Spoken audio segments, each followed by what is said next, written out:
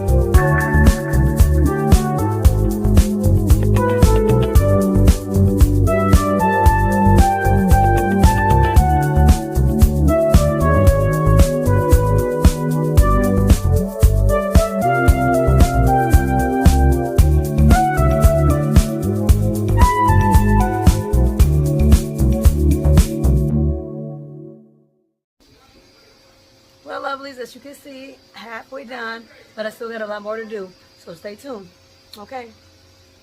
A long time since I sat in this spot to do a haul. So today we're doing a Dollar Tree haul, and in a couple of clips before this, I was talking about cleaning up my room, doing like a Sunday reset, so you will see a little of that.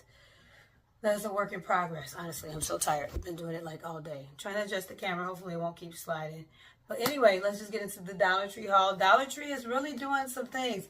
But I heard on one of my favorite channels, the Prince family, that they were saying Dollar Tree is closing soon or something like that. I hope that's just a rumor. That's not true. Fingers crossed. Fingers crossed. I love Dollar Tree. Like, if they go out of business, that's crazy. That's like the end of everything, for real. Where would you get good stuff from? It just means, I guess, people don't patronize stores enough. When they go in there, they might buy one or two items. So if you can, buy more than that so they can stay in business. When I go, I don't leave out of there under $20. I wish I could, and especially now that it's like $1.25. It's just like it's more stuff. Oh, and I don't have a lot.